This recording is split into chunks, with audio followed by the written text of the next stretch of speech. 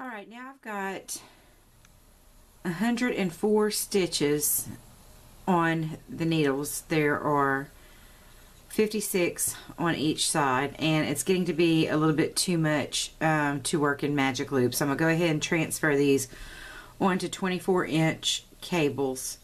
Actually, they're 14-inch cables combined with the needles make a 24-inch round.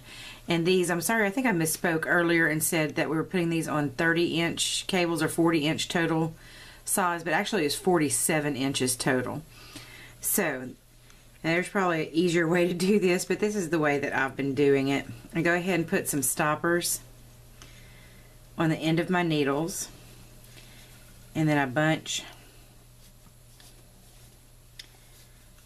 all the stitches up onto the needle.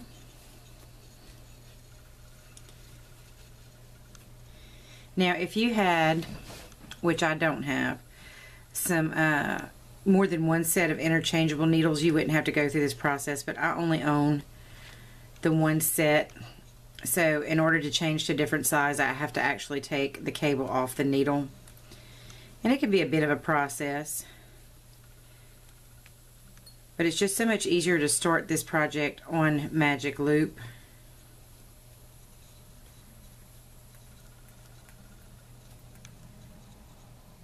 You see I'm just turning from the needle because it gets to where you really can't twist at the cable anymore, so you have to twist from the needle.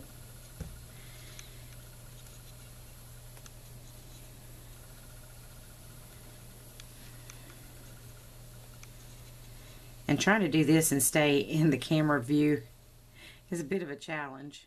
There we go. Once I get one side off, I go ahead, since I've got pretty decent control of everything at the moment, I go ahead and start putting the second cable on. Oh, I'm sorry, before I do that, one quick note here. I'm going to go ahead and put another stitch marker in at this halfway point, and I'm putting one in that matches the two that I already have on. So I'm going to go ahead and slip that on right here, and now I'm going to start attaching the second needle. Once you get one side off, the other side comes off a lot easier, and this first side of the second needle goes on, or the second side, or this first side of the cable goes on a lot easier than the second side. So tighten that down. Okay, now I don't have to worry so much about losing those stitches. I can go ahead and let go of them.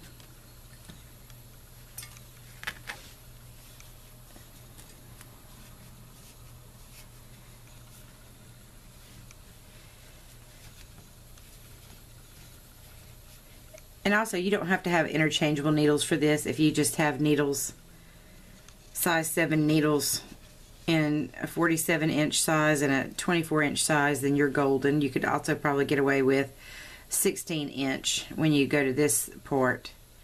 And also, you could use for this casting on your first few stitches, like I did, you could also use double-pointed needles. So you don't have to have a set of interchangeable needles for this to work for you.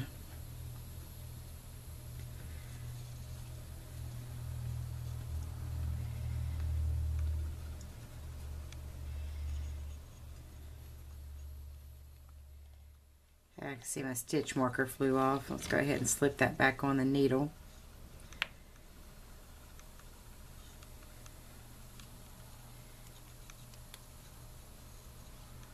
Okay, and again for the second side, I'm going to twist from the needle end because it'd be pretty hard to twist from the cable end right now. Make sure your stitches don't get caught in the threads.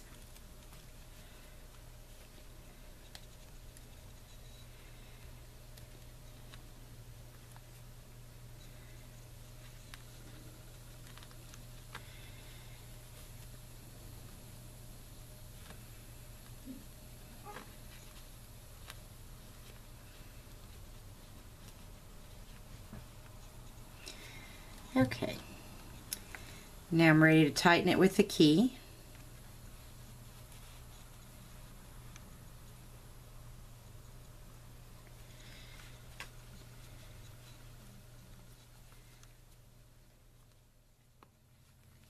Alright, now we can start working just completely in the round, and this is going to be a lot easier. And the reason I had you go ahead and place another marker in the middle of your work, because again, now you're not going to have the end of the needle to tell you where to increase your stitches, because we still have to increase by a few more stitches. So you're going to be able to use this marker the same way you were using the other two markers, knowing that you have to increase at one stitch before the marker and one stitch after the marker. And in the beginning round, I'm going to place a different marker. So on these sides, on all three sides here, I have these little red markers, but at the beginning of the round I'm going to place this pink marker, and that's going to help us keep track of what the beginning of the round is, to have a different marker at the beginning. So we're going to go ahead and continue to increase around and then knit around, increase around and knit around, and you're going to do that until you have 136 stitches total on your needles. Once you get to 136 stitches, then you're going to knit 15 rounds total. And once we've completed that, I'm going to come back and show you how we start the second color, and for that part of the pattern I'm going to give you some instruction for that. So I'll see you once we've got 136 stitches around and then 15 extra rows after we're through increasing. Okay, I have completed 15 rows from the end of my increases, and you can see I put a little clippy marker on the first stitch of the rows, so it made it just a little bit easier to count to 15. If you have a row counter, of course you can use that, whatever method you use to keep track of your rows. I just stuck that little clippy marker in there, so I'd know from that stitch, you know, on where I was at, you know, when I reached 15. Anyway, I'm gonna go ahead and knit this last stitch, slip my marker over, and now we're ready to attach color B. And this is really simple, and I'm sure you've seen this before, but we're just gonna go into the first stitch of this round as if to knit, loop the color B, leaving a little bit of a tail over the needle, pull it through, and then drop that stitch off the needle. And now we've attached color B, and I'm just going to move the yarn to the inside of the work, and I'm going to pick up the working thread, and I'm just going to hang on to this tail while I knit the next couple of stitches.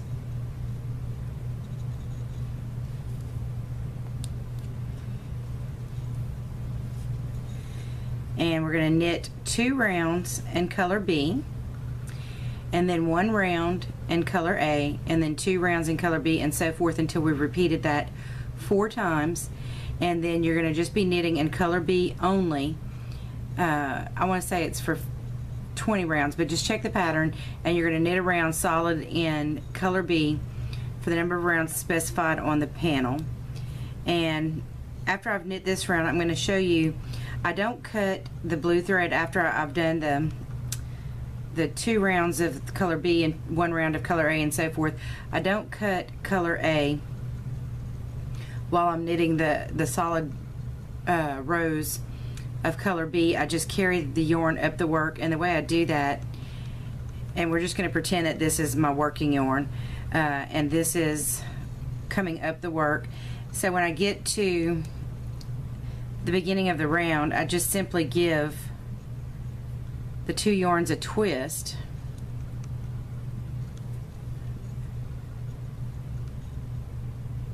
can you see that? I hope you can see that. And that way I just carry this up the work, and it's just easier than having one more tail to weave in and secure. But that's all there is to attaching color B. And like I said, I'm just going to knit 2 rounds in B, 1 round in A, 2 in B, and so forth. And then I'm going to knit the number of rows that the pattern calls for in just color B. And I'll see you once I've got that completed. One of the things that I do when I am changing colors. And I forgot to do this on my first color change, and you can see, maybe you can see, it left a bit of a hole in the work because I didn't do this little trick. But anyway, when I'm coming to a color change,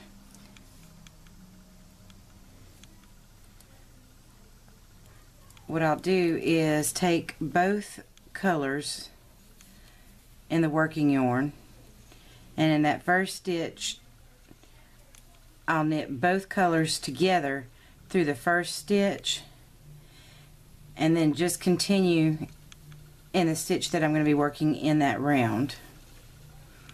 Now the important thing to remember is when you come back around to this stitch is to treat it as one stitch and not as two. So when you come back around to it, you're going to knit it together. But what that's going to do is close up that hole, so that you don't have a hole like I have here, because I forgot to do that at my first color change.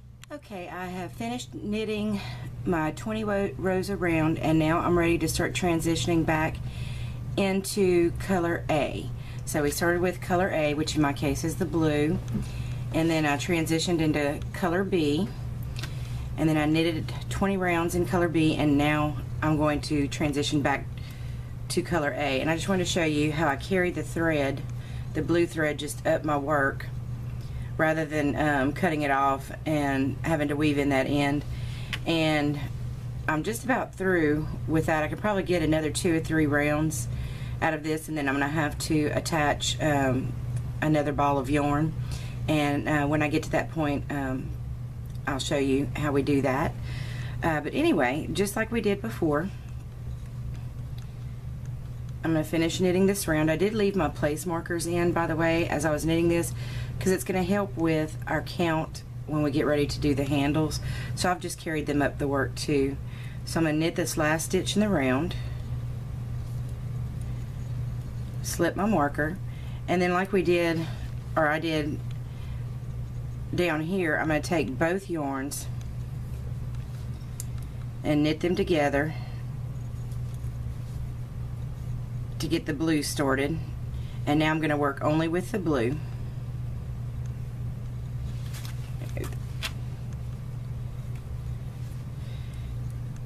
And that just helps make sure that we don't have a hole where we start the new yarn. And then when I come back around, I'm going to treat these 2 stitches as one stitch, or these two pieces of yarn as one. So for this part of the pattern, see, this part we knitted 2 rows in color B and then 1 row in color A. For this part, we're going to knit 2 rows in color A and 1 row in color B for 4, and repeat that 3 more times, so for a total of 4 pattern repeats. Well, I've reached the end of my first ball of color A yarn, so I've got my second ball ready. I've got my center pool pulled out, and I'm just going to leave just a little bit of a tail, and I'm going to attach it the same way that we attached color B when we got ready to work for it. I'm going to set my needles up as if to knit that stitch, and then with the tail on this side and my working yarn on this side, I'm going to slip it over my needle, and then pull it through and drop that stitch off the needle, and I'm just going to tighten it. And now I'm going to take, oh, I'm sorry, you can't see that. Okay, now I'm going to take these 2 tails and just tie a simple knot in them so that those stitches don't loosen up. I didn't tie it too tight, just enough to keep those stitches from loosening up. Okay, and now my new ball of yarn is attached and secure. Later when I come back to start weaving in ends, I'm just going to weave these ends in also and secure them. So now I'm just going to continue with my pattern. You can see I've already got 2 rows of color A, 1 row of color B, and I was about to finish up, here's the beginning of my round here. I was about to finish up one more row of color B when my yarn started to run out. So I'm gonna go ahead and finish 2 rounds of color B and then 1 round of color A and so forth, and continue in pattern. Alright, I have just finished the last row of this pattern repeat, and this is how things are looking so far. And now I'm going to start with color A again, and I'm going to knit 15 rounds. Just knit around every round for 15 rounds, and then on rounds 16 through 20 I'm going to knit it in seed stitch. But we're finished with color B for right now, so I'm going to go ahead and finish this last stitch in color B, slip the marker, and as before I'm going to knit with both colors. See, right here I knitted with both colors because the last row was a change from blue to coral, and so now we're going from coral to blue, and I'm going to knit both of those strands together with these 2 strands right here. Okay, and now I'm done with the coral until we get to the handle, or handles. Okay, here I am at the beginning of the round again. So I'm going to go ahead and knit the last stitch, slip my marker, and I'm going to go ahead and give this coral stitch a little tug and tighten it up.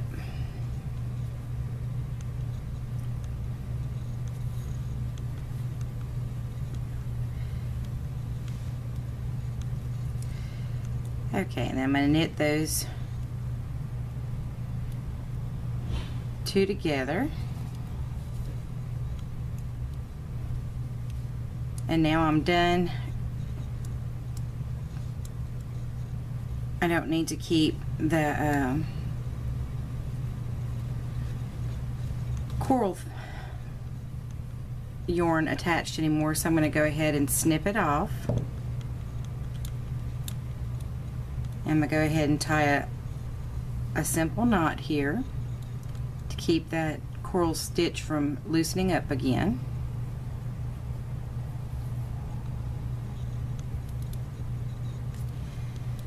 Okie doke.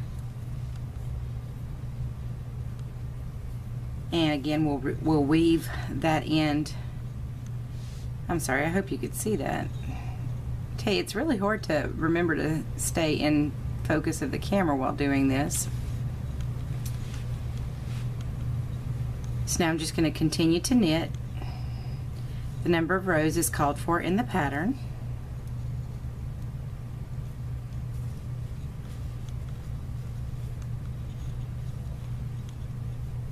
And when I come back, I'm going to show you the basics of doing the seed stitch, and then after that we'll be binding off and making the handles. Okay, I have knitted the number of rows that the pattern calls for after the last color B round, and now I'm ready to start on the seed stitch, which, if you know anything about stockinette stitch, you get a C of stockinette and you get to the end of it and it's going to want to curl. So I do a few rows in seed stitch to keep that edge from curling. So I'm going to go ahead and get the seed stitch rows started. I'm going to knit this last stitch in the round, slip my marker, and then seed stitch is simply knit 1, purl 1, knit 1,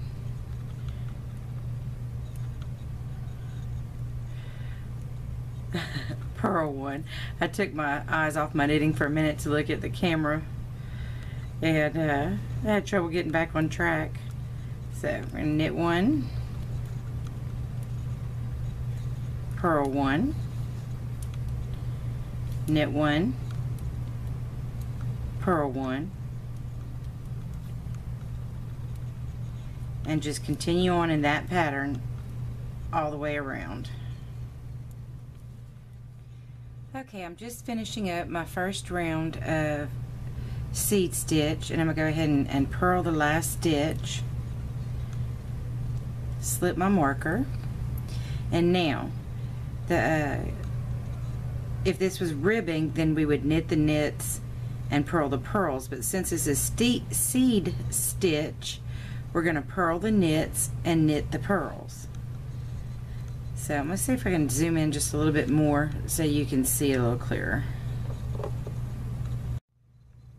Okay, so this is a knit stitch.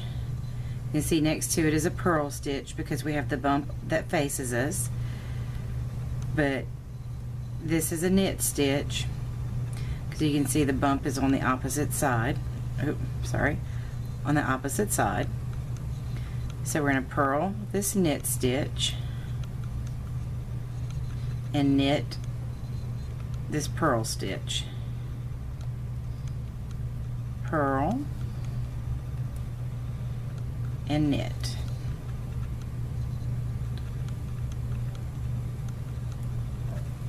Purl and knit. And we're just going to continue that for the next few rows, and when we come back we're going to be ready to bind off and then make handles.